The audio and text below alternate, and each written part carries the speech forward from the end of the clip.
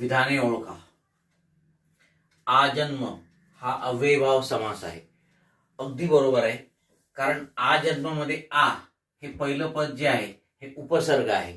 ठीक आहे. आणि आजन्म याचा विग्रह होतो जन्मापासून. ठीक आहे.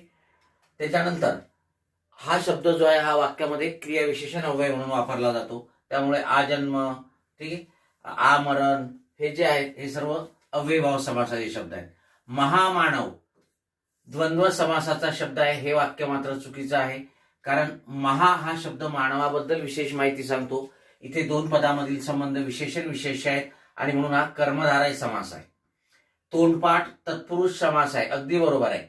याचा विग्रह तोंडाने पाठ असा होतो. हा तृतीया विभक्ती तत्पुरुष समास आहे.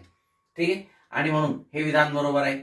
श्वेतकमल हा बहुव्रीही समास आहे. हे सुद्धा चुकीचं आहे. कारण श्वेत असे कमल, ठीक आहे, इथे विशेषण विशेष्य असा संबंध आहे दोन पदांमध्ये सामासिक शब्दातील आणि त्यामुळे हा सुद्धा कर्मधारय समास आहे.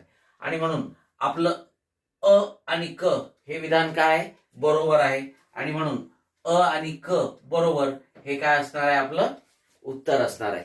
Okay, yes.